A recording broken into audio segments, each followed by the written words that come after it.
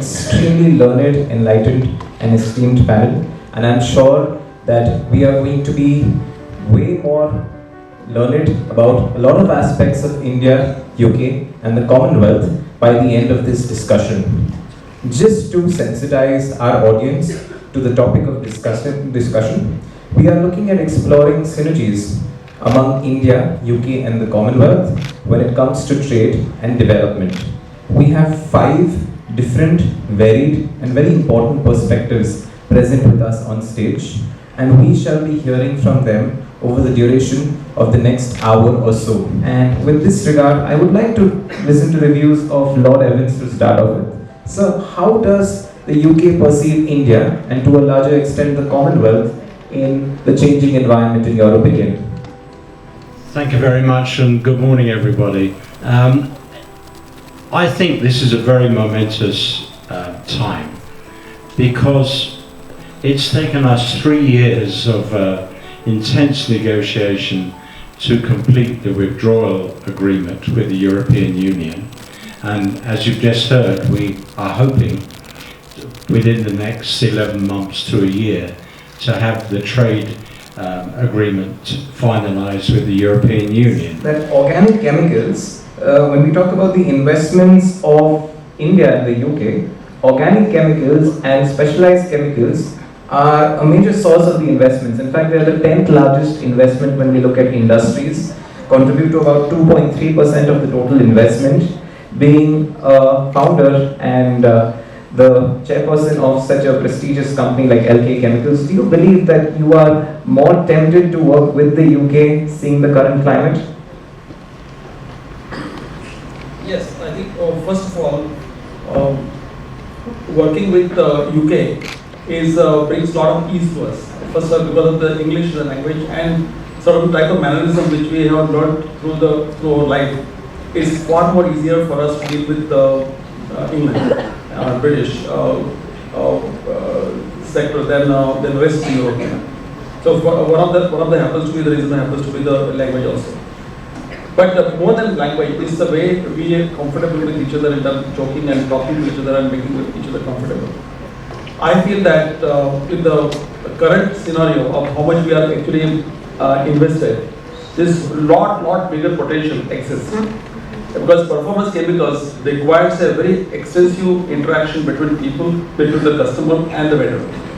And that requires a very heavy understanding, trust, and the communication points are very, very important. When you are trying to sell sugar, for example, you don't need much of this communication. But when you are trying to talk about adding a additive for a shampoo which actually makes your hair look prettier, for example, it requires a far more heavy communication and trust between the parties. And that already exists, and that actually is given on the platter. So I believe that in the coming years, with UK not being binded by the global or rather EU requirements, it will be far more easier, and acceleration will likely to take place. Personally, myself in LK, we look forward to far bigger business in UK than what we had in the past. Hi students, I feel very comfortable in a scenario where there are students, because that's where I come from. And they say that the progress of a nation is no swifter than the progress of an education. So even though all these stalwarts have talked about industry, but the education is what needs to advance. Many years back, Macaulay had given us a system of education which we criticized to the hilt, but somehow in this many years that has stayed. And what did Macaulay give us? He said, keep the culture, the heritage of India, and speak the language that the colonial heads were speaking, and that's English. And I think since then, it has emerged today that we like to keep our heritage, our culture, but we all want to speak English, right? So having said that, it is a bridge that opens a plethora of doors to the outer world. And actually in an era of information access and cloud technology, is it okay to teach content? Or do we need to look at what schools need to do? And I think when schools need to rethink what we are going to do in the future, because the students are downloading at the rate of the operating systems of their phones, etc. So we need to relook at the purpose and quality of education, of course with the base being English like you rightly said, and decide that the content is not as important as would be the way we look at resilience, the way we look at tenacity, the way we look at many other soft skills, which I think applies to all of industry as much as it does to education. We come and speak to our students, and they get a chance to go out and see what a day in that space looks like, so that they can make better choices in life, or choices which are matching with their passion. So definitely if that happens, I think that helps students to go a long way in getting where they want to get. I'd like to address the elephant. I think Lord Evans has already addressed the elephant, or might I say the dragon in the room. We've already spoken about China, and I think when we talk about synergies in trade and development, or for that matter anything else in the world today, it would be wrong to not consider China and its effect on it.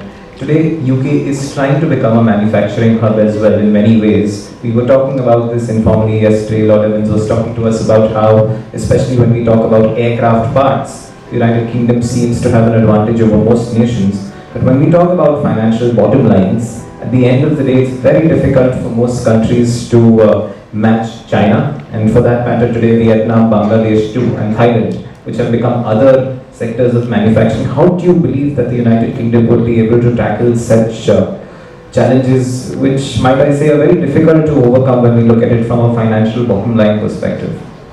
Yes, sir. Thank you for that question.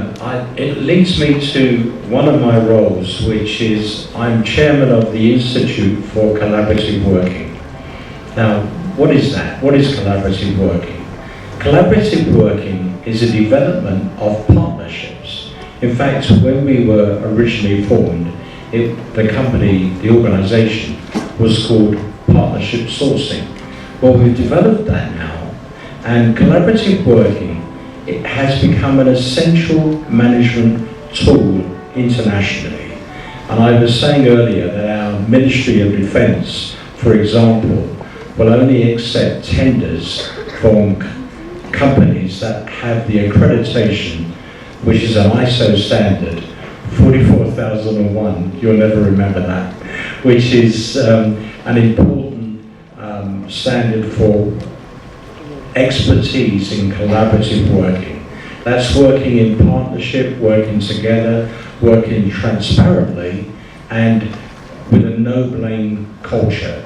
So just as one example, in rebuilding a railway station in the United Kingdom with 27 suppliers, they all work together under ISO accreditation. So they all wear the same uniforms, they meet every day. If one of the suppliers has a problem, the others will club together and ensure that work carries on, not necessarily, maybe there are, for example, there aren't rails delivered, but you can work on the platforms, you can work on the infrastructure.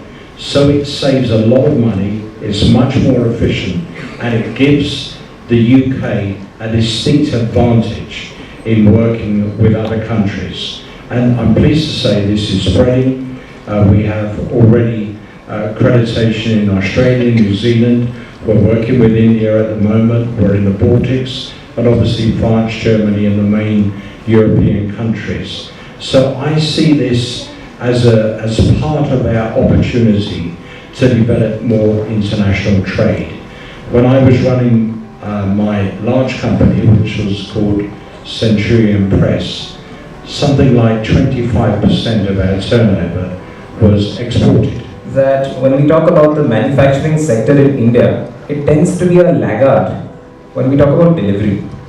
I was reading a few reports recently which stated that we do have a lot of MOUs in place which often do not get implemented due to issues with our entire ability to deliver on time. And I believe universally in India this is an issue. How do you believe that the CII and Indian industries in general can work towards better commitments? That's a very good point and important point, because one single factor where our exports get dented is because of the delivery and lack of adherence to the commitment. This is a very, very important point, and it has two aspects to it. One aspect is, to some extent, is attitude. It's okay to not happen. Okay, that attitude has to be taken out, and I think that's part of the, I don't know, this part of culture, but this has to get changed. And second, equally important, is that we have infrastructure which is very poor, and that poor infrastructure requires a lot more planning. So what I would like to say is this: that knowing that my infrastructure is poor, I should be committing something, taking into account of this. And you put some contingencies, and if you do that, you are going to, it has taken us 4 to 5 years of our own business to be able to figure out how to make ourselves deliver when we say we'll deliver. And that was part of the reason was attitude, because when our attitude changed, we figured into our planning all the things which can go wrong, including infrastructure, and then we were able to deliver. All I'm saying is it can be done even with the bad infrastructure, but requires you to have the attitude that I must deliver when I say I will deliver. Thank you very much. Mr. Malhotra, would you like to add to this, considering you try to further Indian business in the UK? Do you believe that there is an issue with this when we talk about Indian businesses? So I will take a step back and say there are several factors, not just one. See, the Indian industry traditionally is a print to manufacture. You go to your clients give you a design, you manufacture and supply. And that's where also a disconnect between the industry and the academia plays out in India. Back in the UK, the industry and academia, I'll give an example. I'm dealing with a startup from UK, and they're very small, two-man operation. But the first thing they did was, we have done this, they go back to university to get it accredited and tested. Whereas in India, you'll find it very difficult for startups to actually, or even smaller companies, to sort of work very closely with the academia. So that's one area where we as Indians need to plug that. Second, risk-taking ability. We as a nation need to recognize that failure is a welcome situation, because failure teaches you far more than success. And if you look at examples in UK as a culture, I would say I've dealt with companies who are actually literally out of the garage trying to sell, and one of the great examples in here is a startup which is supplying telematics to Tata Motors, which is one of the very large companies. It actually started from a garage of a gentleman from back of his home. So we as a nation, as Indian companies should, and also the academia, should recognize risk-taking is fine, and if you fail, that's also fine. That as a culture we need to adopt, and I think we're getting there, but we need to still do a lot of work. So Indian companies, if you see, who have succeeded in the UK, they're actually, the businesses which they've set up, you will not find similarity between back here and India. In many cases, I'm not being very generalist. They would have some of the best minds in UK, Europe, and these are some of the guys who have actually taken risks and failed, but they have come on board and really helped succeed these Indian companies globally. So again, some of the areas I think based on experience. Thank you so much. Can I? Please, ma'am, by all means. I was going to come to you. Now, this is when we were being asked that, okay, what is it that we can do here in school to orient students or probably understand what being, a global citizen means. This is something that we can do here. I would, like to talk to the students also on this, that what we do is, when we talk about failure, it is like, okay, something negative. Intonation is, okay, a stigma, there's something wrong. So failing doesn't always mean an assessment card. So it is okay to fail. We had a discussion in King's College last summer, and the first thing that came up was that it's okay to fail. Why? Because that's something in your bank account that's going to be a pillar for your future endeavors. So don't ever shy away from taking risks. Resilience is something that we have to build. Persistence we already have. It's all there in us, by way of a culture. So what we need to do is to make sure that don't be afraid of failing at all, because that is going to be the foundation for whatever you are going to take up successfully in future. So something very close to what we feel and how we feel. So thank you so much for bringing that up. Yes. The acceleration of technology is incredible. We all have examples, even students in your short period of life, you will have noticed how mobile devices, for example, have developed. So just looking at the overall scene of accelerating technology as one example, how do we keep up with that? Now this is a challenge that faces all countries, and it's something that we all have to work hard on. Because in your lifetimes, in the next 20 to 80 years, there are going to be tremendous developments in, for example, in medicine, in healthcare, where the way we heal people is going to change substantially with the development of drugs and new procedures. So this is an aspect when it comes to education that is so important that, and I know that you both do, that you consider the changes in technology and life skills, as you mentioned earlier. I think that's particularly important. And certainly as far as the United Kingdom and India are concerned, we both face the same challenges. Question is to Mr. Kulkarni. So first of all, you talked about the global citizen attitude, and that was quite interesting. I just want to know what the greatest piece of advice you received as a student and you still abide to till date. 3 simple principles which were told me when I was just graduating, and that has transformed my life. First was that don't be a fool to assume this world is fair. Okay, world is made out of real human beings, and to have a perfect synergy that everybody is fair to everybody is not realistic. So you will be fool to think that the world is fair. Okay. Second thing, if you want to win by a mile, so that nobody can contest whether you won or not. Okay. The idea that I won by an inch or so forth is always going to be in debate.